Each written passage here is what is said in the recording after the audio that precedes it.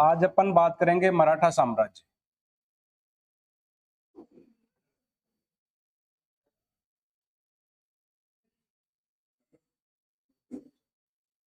मराठा साम्राज्य देखो सामने।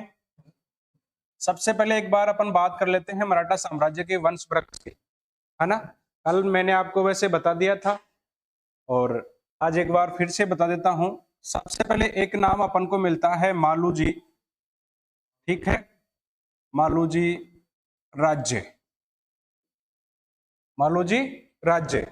और ये राज्य क्या काम करते थे? मावड़े थे। क्या काम करते थे? मावड़े। मावड़े का मतलब क्या होता है? किसान। मावड़े का मतलब होता है किसान, यानी खेती करते थे। इन्हीं के समय एक इनका दोस्त था, जो क्या था उनका? जादव राज्य। क्या नाम था? जादव राज्य। और जादव राज्य थे, काम करते थे सरदेश मुखी का काम करते थे। किसका काम करते थे? सरदेश मुखी। और सरदेश मुखी का मतलब क्या होता है? कर वसूलना, ठीक है ना। भू राजस्व प्राप्त करना और फिर कहाँ जमा करवाना? अपने अधीनस्थ के। कहने का मतलब जिसका अधीनस्थ था, वो जिसका गुलाम था, मुगलों का गुलाम था या फिर बीजापुर का गुलाम था। तो ये जो जादव जी थे, ये कहाँ के गुलाम थे? बीजापुर के, है ना। बीजापुर के गुलाम थे ये। और यहाँ से अपने साम्राज्य से कर वसूल करके कहाँ जमा कराते थे? अपने साम्राज्य से यहाँ इनके अधीन काम करते थे और यहाँ पर कर वसूल करके और फिर बीजापुर के सुल्तान को वहां जमा करवाते थे, ठीक है। इन जादव जी राज्य के एक पुत्री थी जिनका नाम था जीजाऊबाई। क्या नाम था? जीजाऊबाई। या आपको इसका क्या नाम मिल सकता है? जीजाबाई भी मिल सकता है। क्या नाम मिल सकता है? जीजाबाई, ठीक है ना। और यहाँ मालू जी ये रहते कहाँ थे? तो मालू ये रहते थे रत्नागिरी। कौन सी जगह रहते थे? रत्नागिरी। रत्नागिरी कह दो या देवगिरी कह दो, मध्य प्रदेश में। और ये कहाँ रहते थे? ये रहते थे गोरपड़े। गोरपड़े, ठीक है ना, ये महाराष्ट्र में।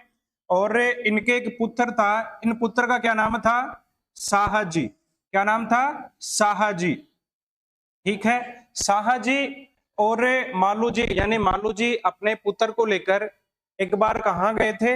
अपने दोस्त से मिलने के लिए। कहाँ मिलने के लिए गए? रत्नागिरी।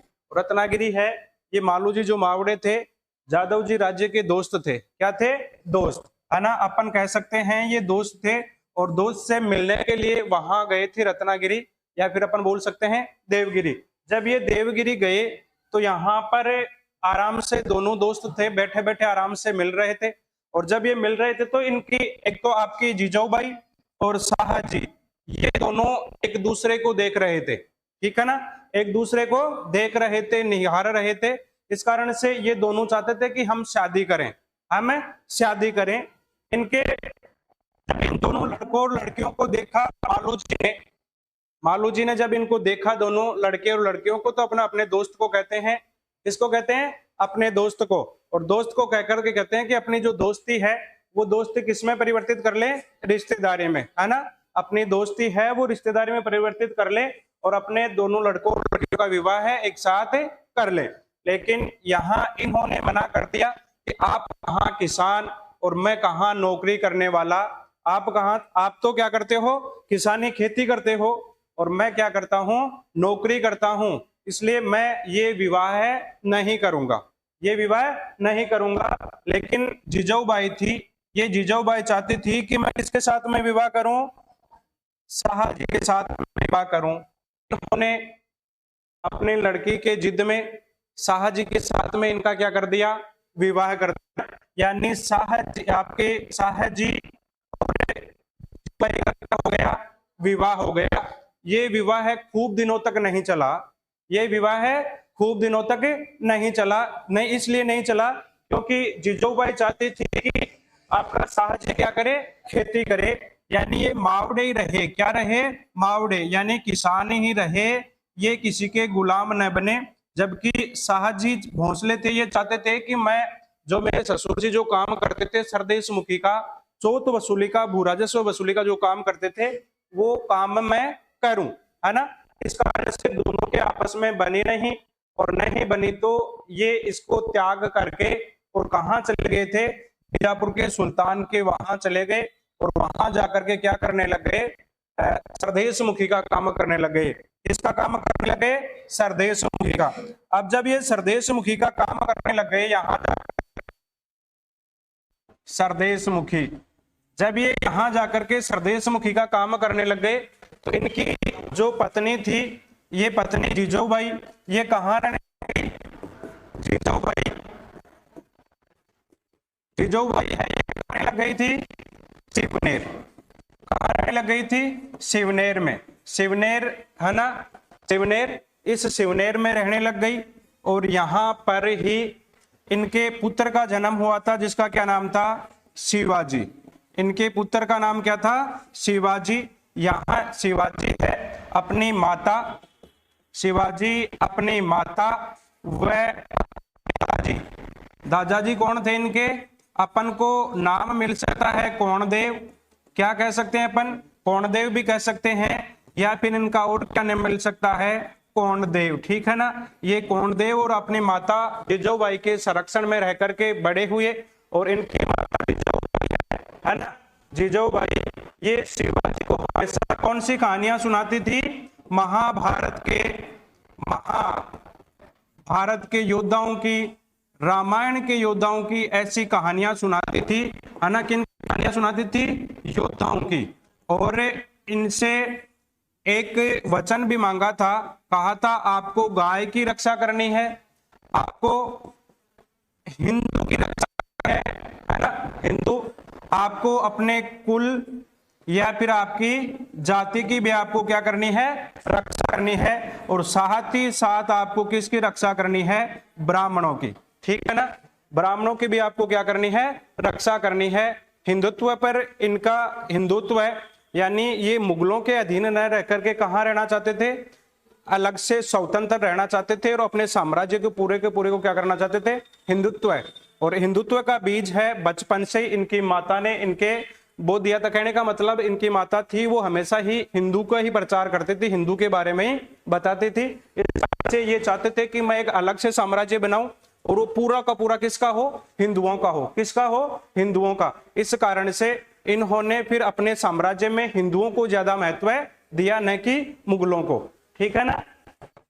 अब यहां अपन बात करते हैं, ये जो मराठा है, ये मराठा आए कैसे, क्या कारण हुआ कि मराठा साम्राज्य का अलग से एक शक्तिशाली साम्राज्य के रूप में विकास हुआ या उदय हुआ। तो औरंगजेब की मृत्यु कब हुई, औरंगजेब की मृत्यु, औरंगजेब आपका औरंगजेब है, इनकी मृत्यु होती है 3 मार्च 1707 ईस्वी को। और जब 3 मार्च 1707 ईस्वी को औरंगजेब की मृत्यु हुई, और औरंगजेब की मृत्यु के बाद में यहाँ मराठा साम्राज्य का क्या हो गया, उदय हो गया। मराठा साम्राज्य का क्या हो गया, उदय हुआ। यानी मराठा साम्राज्य था ये विकसित हुआ या सामने आया। इसमें ये सामने वाला शक्तिशाली, जितने भी राज्य स्वतंत्र हुए, जितने भी राज्य, उन सब राज्यों में सबसे शक्तिशाली राज्य था, स्वतंत्र राज्य था आपका कौन सा, मराठा साम्राज्य। मराठा साम्राज्य है उन सब में शक्तिशाली राज्य था। ठीक है ना।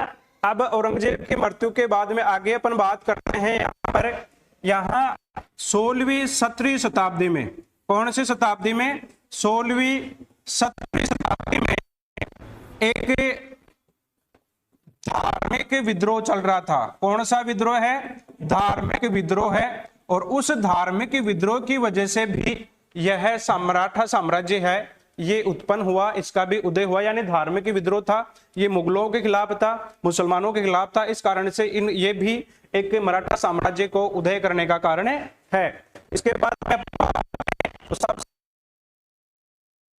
शिवाजी,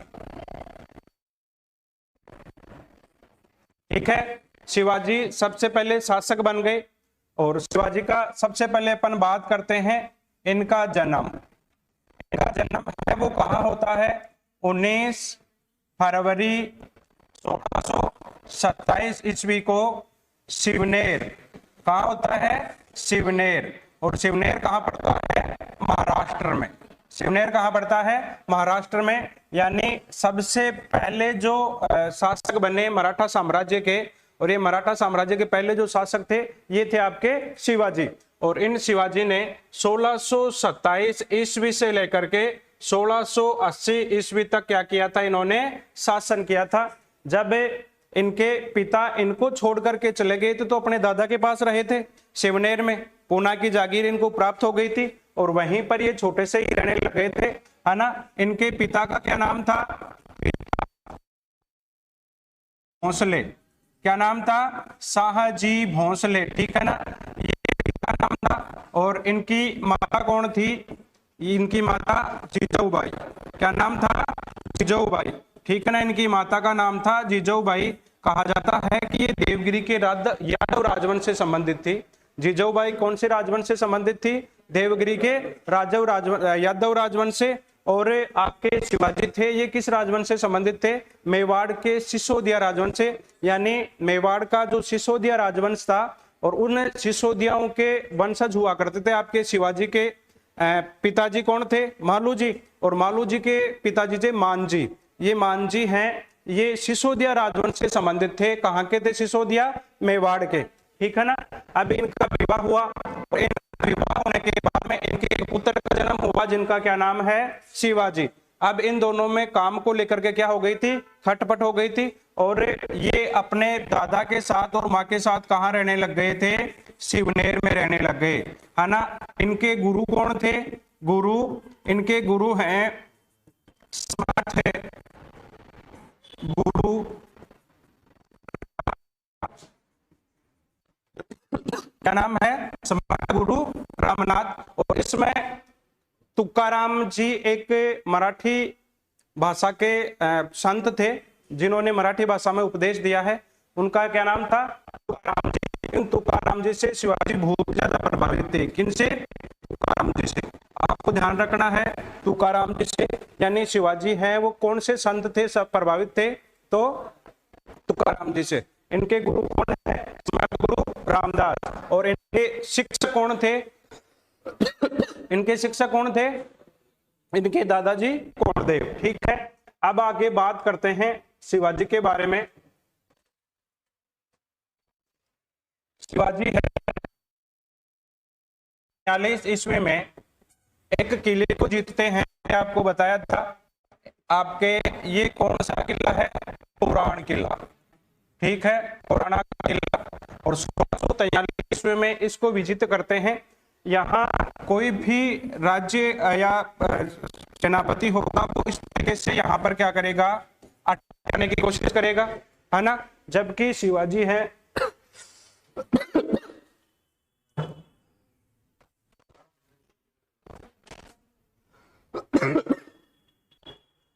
अरे तबीयत खराब हो रही है।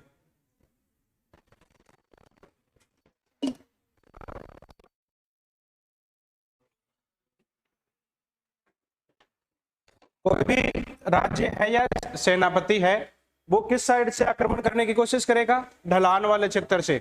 जबकि शिवाजी थे ये इस तरीके से आपके अधिकार आक्रमण करने की सोचते थे और ऐसा ही आक्रमण दूसरे किलों पर करते थे। और किलों पर करने का कारण क्या था, क्योंकि यहाँ पर इस तरफ से कोई भी सेनापति आक्रमण करने के लिए यहाँ जाएगा और यहाँ जाएगा तो इस साइड में तो सेना है वो ज्यादातर ध्यान रखेगी। किला की सुरक्षा किस साइड में ज्यादा रखने की जरूरत होगी, ढलान वाले क्षेत्र में, क्योंकि इस साइड से प्रत्येक आक्रमणकारी चाहेगा कि अपन को यहां से चले जाना है।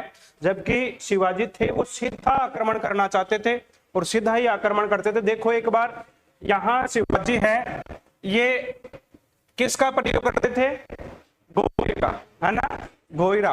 क्या है ये, गोयरा, अपन ये कह सकते हैं घोयरा, ठीक है ना। इस घोयरा का जिसे पालडागुराय बोलते हैं, क्या बोलते हैं, पालडागुराय, है ना। क्या बोलते हैं इसे, पालडागुराय, अपनी भाषा में पालडागुराय बोल देते हैं। गोय भी बोलते हैं उसे, गोय, है ना, गोय भी बोलते हैं, पालडागुराय भी बोलते हैं, घोयरा भी बोलते हैं। और घोयरा ऐसा होता है जीव जिसकी है वो खतरनाक होती है। ये बांध करके और फिर क्या कर लेते थे, ऊपर चढ़ जाते थे उसके, ठीक है ना। और फिर ये क्या करते थे, यहाँ इसको जीत लेते थे। तो आपको 1643 ईस्वी में सबसे पहले कौन सा दुर्ग है इन्होंने जीत लिया, 1643 ईस्वी में तोरणा का किला, ठीक है, तोरणा का किला जीत लिया। इसके बाद में इन्होंने 1656 ईस्वी में रायगढ़ को जीता। किसको जीता? रायगढ़ को। और रायगढ़ को जीतने के बाद में इसे अपने क्या बना ली थी? राजधानी बना ली। क्या बना ली? राजधानी। और राजधानी बना करके यहां पर ये रहने लग गए थे, ठीक है ना। इन्होंने राजधानी बना ली। इसके बाद में 1674 ईस्वी में इन्होंने क्या करवाया? अपना राज्याभिषेक करवाया। क्या करवाया? अभिषेक, है ना। और राज्याभिषेक है इनका 2 बार हुआ था। कितनी बार हुआ था? 2 बार। एक जून 1674 ईस्वी में और एक अक्टूबर 1674 ईस्वी में। कहा जाता है कि पहला जो राज्याभिषेक हुआ था इनका, ये पहला जो राज्याभिषेक है काशी के पंडित थे। कहाँ के पंडित थे? काशी के। और जिनका नाम था गांगे। क्या नाम था? गांगे। और इन्होंने शिवाजी को कौन सी उपाधि दी थी? छत्रपति की उपाधि दी थी। ये जो राज्याभिषेक था, ये राज्याभिषेक के अशुभ मुहूर्त में हुआ था, है ना। कहा जाता है कि ये राज्याभिषेक अशुभ मुहूर्त में हुआ, इस कारण से इनकी माताजी का क्या हो गया था? देहांत हो गया। इस कारण से अपशकुन के कारण इन्होंने दोबारा अपना क्या करवाया? राज्याभिषेक करवाया था, ठीक है ना। एक हो गया 1674 जून 1674 ईस्वी में और एक हो गया अक्टूबर 1674 ईस्वी में। 2 बार इनका राज्याभिषेक हुआ। यहाँ इन्होंने काशी के पंडित को क्यों बुलाया? कारण क्या था काशी के पंडित को बुलाने का?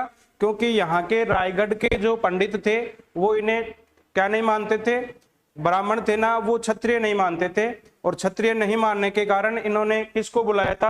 काशी के पंडित को। काशी के पंडित ने इन्होंने इनका राज्याभिषेक करवा दिया और छत्रपति शिवाजी की इनको क्या दे दी? उपाधि दे दी, ठीक है ना। साम्राज्य में अब सबसे प्रमुख बात यह है, इनके एक अष्टछाप मंडली हुआ करती थी। अष्टछाप मंडली, है ना, जिसमें 8 मंत्री होते थे। कितने मंत्री होते थे? 8 मंत्री होते थे। और ये 8 मंत्री थे, है ना। ये 8 मंत्री इनको सलाह देते थे। क्या देते थे? सलाह। और सलाह देने का कारण ये होता था कि यहाँ आपको कोई भी काम करना है तो इन अष्टछाप मंत्रियों की मंडली से ये सलाह राय लेते थे। और इनके लिए बाध्य नहीं था, ये शिवाजी बाध्य नहीं थे कि इनकी सलाह मानने के लिए कि आपको माननी है ना। यहाँ शिवाजी की सलाह के लिए अष्टछाप मंडली है, अष्टछाप मंडली। लेकिन शिवाजी इसके लिए क्या नहीं थे? बाध्य नहीं थे कि आपको ये बात माननी ही पड़ेगी, ठीक है ना। यहाँ सबसे पहला जो इस अष्टछाप मंडली सबसे पहला जो पद था ये था पेशवा का। कौन था? पेशवा। यानी अष्टछाप मंडली जो है उसमें प्रमुख पद किसका होता था? पेशवा का। और पेशवा है राज्य के बाद में दूसरा व्यक्ति होता था। यानी राज्य की अनुपस्थिति में ये पूरे के पूरे राज्य की क्या करता था? देखभाल करता था। क्या करता था? देखभाल, इसकी पूरी जिम्मेदारी थी। तो पेशवा प्रमुख पद था राजा के बाद में। दूसरा जो पद है ये था अमात्य। कौन सा था? अमात्य। अमात्य होता है दूसरा पद। कौन सा होता है? अमात्य। और अमात्य का काम था वित्त मंत्री का। किसका? वित्त मंत्री का, ठीक है। यानी ये वित्त मंत्री हुआ करता था। तीसरा जो पद था ये था आपके मंत्री का। किसका? मंत्री। ये दैनिक कार्यों की देखरेख करता था कि अपन को कौन कौन से काम करने हैं। उनका लेखा जोखा रखने का काम किसके द्वारा किया जाता था? मंत्री के द्वारा किया जाता था, ठीक है। चौथा जो काम है ये होता था सचिव। कौन होता था? सचिव। और सचिव काम करता था अपने राजपत्रित जो पत्रिक व्यवहारिक जो पत्र लेखा जो राजकीय पत्र एक जगह से दूसरे स्थान पर भेजने का काम कौन करता है? सचिव। 5 नंबर पे होता है दबीर। क्या होता है? दबीर। और दबीर है एक विदेश मंत्री का पद होता है। किसका पद होता है? विदेश मंत्री का। दबीर है एक विदेश मंत्री, अब भी विदेश मंत्री होते हैं, ठीक है ना। छठवां तो जो पद था वो था आपके सेनापति का। किसका पद था? सेनापति का। सेना है, सेना से संबंधित जितने भी जो कार्य हैं, आप भर्ती करवाना, उनकी देखभाल करना, ये किसका काम होता था? 7वां जो पद था ये पंडित राव, किसका था? पंडित राव। आप पंडित राव भी कह सकते हो। मुहत्सिब, सदर मुहत्सिब, ये करता था, धार्मिक मामलों का प्रमुख होता था, धार्मिक धर्म से संबंधित, ठीक है, देख ले करता था। और 8 ये होता था न्यायाधीश, किसका होता था? न्यायाधीश का, ठीक है ना, न्यायाधीश। ये संपूर्ण जो शक्तियां थी वो राजा में निहित थी। संपूर्ण शक्तियां किस में निहित थी? राजा में। संपूर्ण शक्तियां राजा में निहित थी और राजा ही न्यायाधीश हुआ करता था। लेकिन यहाँ दूसरा जो व्यक्ति होता था न्यायाधीश, ये भी राजा के नीचे क्या करता था? काम करता था। ये अष्टचाप मंडली हुआ करते थे किसके शासनकाल में? शिवाजी के शासनकाल में। सबसे पहला किसका पद है? पेशवा, सबसे प्रमुख व्यक्ति होता था। दूसरा किसका है? अमात्य। तीसरा कौन होता है? मंत्री। चौथा कौन होता है? सचिव। पांचवा दबीर, ठीक है। छठवां सेनापति। सातवां पंडित राव। और आठवां कौन होता है? न्यायाधीश। यहां अपन जब औरंगजेब पढ़ रहे थे, औरंगजेब की जब अपन बात कर रहे थे, किसकी? औरंगजेब की। जो अपन ने मुहत्सिब पढ़ा था, और मुहत्सिब का काम क्या था, कार्य क्या था? मैंने जब आपको औरंगजेब पढ़ाया, उसमें अलग से एक अधिकारी की नियुक्ति की जाती है। अपन अकबर पढ़ा तो अपन ने नहीं बात की, बाबर पढ़ा नहीं बात की, हुमायूं पढ़ा नहीं बात की, जहांगीर पढ़ा नहीं बात की, शाहजहां पढ़ा नहीं बात की। और औरंगजेब आते ही एक नया पद सर्जित कर दिया गया था, और उस पद का जो अधिकारी होता था वो मुहत्सिब था। यानी यहाँ ये काम क्या करता था इनका? वेश्याओं को रोक लगाना, सार्वजनिक स्थानों पर मादक जो पदार्थ बिक रहे थे उनके ऊपर रोक लगाना, साथ ही साथ हिंदुओं की जो पाठशालाएं थी, हिंदुओं के जो मंदिर थे, उन मंदिरों को तोड़ना, ये इसके प्रमुख काम थे। जबकि उल्टा है शिवाजी के समय में, उल्टा है ना। ये क्या करता है? यहाँ धार्मिक मामलों से संबंधित जितने भी काम होते हैं, इन काम को करने वाला व्यक्ति कौन था? मुहत्सिब, या फिर अपन क्या बोल सकते हैं? पंडित राव, ठीक है। ये शिवाजी। यहाँ इनका सैन्य प्रशासन यदि अपन बात करें तो इनकी सेना 2 भागों में थी। कितने भागों में थे? कैसे सैनिक थे? पैदल सैनिक। दूसरा, इनके सैनिक, ठीक है ना, यानी घोड़े वाले भी थे, घुड़सवार भी थे, और पैदल सैनिक भी थे। यहाँ जो या फिर घुड़सवार जो सैनिक थे उनको कहा जाता है पागा। क्या कहा जाता है? पागा। आपा कौन खा पागो जगह सु नहीं चालू जाए, मोटो आदमी में बीसो, है ना। तो यहाँ है घुड़सवार, है ना। घुड़सवार की जो सेना थी उसे मुगल आपके शिवाजी या मराठा साम्राज्य में क्या कहा जाता है? पागा कहा जाता है। क्या कहा जाता है? पागा। यहाँ ये 2 प्रकार की हुआ करती थी। कितने प्रकार की होती है? 2 प्रकार की। एक होती है बरगीर, ठीक है, और एक होती है सीलेदार। एक होती है सीलेदार, ठीक है ना, होती है बरगीर, और एक होती है सीलेदार। जो सीलेदार होती है बरगीर, इसमें आपको घोड़े हैं, है ना, वो राजा के द्वारा दिए जाते थे। घोड़े किनके द्वारा दिए जाते थे? राजा के द्वारा। बरगीर जो है इसमें आपको घोड़े भी राजा के द्वारा दिए जाएंगे, है ना। यहाँ शिवाजी की सेना 2 भागों में बटी हुई थी। एक आपके पैदल सैनिक भी थे, एक आपके अश्व सैनिक भी थे, यानी घुड़सवार भी इनकी सेना में थे। घुड़सवार को क्या कहा गया है? पागा कहा गया है ना। और एक आपके बरगीर, यहाँ राजा के द्वारा उन सैनिकों को घोड़े भी दिए जाते थे और अस्त्र शस्त्र भी उपलब्ध करवाए जाते थे। दूसरा है आपका सिलेदार। सिलेदार है, ये स्वयं को लाने पड़ते थे, चाहे आपका अस्त्र शस्त्र हो, ठीक है, चाहे आपके घोड़े हो, ये स्वयं को लाने होंगे, वो जो यहाँ पर सेना रखेगा, ठीक है ना। आगे अपन बात करें तो यहां एक आपकी रैयतवाड़ी, ठीक है। रैयतवाड़ी क्या होती है? एक इकाई होती है किसकी? भू राजस्व की, ठीक है ना। और इस रैयतवाड़ी कहा जाता है किसान को। रैयत किसको कहा जाता है? किसान को रैयत कहा जाता है। कहने का मतलब यहाँ सीधा सीधा संबंध किससे था? किसानों से था, और किसानों से भू राजस्व वसूल किया जाता था। ठीक है ना। आपके मराठा साम्राज्य में और विशेषकर शिवाजी के समय कौन सी व्यवस्था थी भू राजस्व की? रैयतवाड़ी व्यवस्था। ठीक है ना। इस रैयतवाड़ी व्यवस्था से यहाँ इनसे क्या खरीदा लिया जाता था? भू राजस्व लिया जाता था, चौथ वसूली की जाती थी, सरदेश मुखी की जाती थी। ठीक है ना। ये अपन शिवाजी की अपन ने बात कर ली। कौन कौन से आक्रमण? पुरंदर की संधि मैंने आपको बता दी थी। सबसे पहले तोरणा का किला जीतते हैं, है ना। और उसके बाद में इनके इन्हीं समय इनके विरोधी कौन थे? औरंगजेब थे, और बीजापुर के सुल्तान थे, है ना। अहमदनगर के भी थे। अब आपको लिखना है यहाँ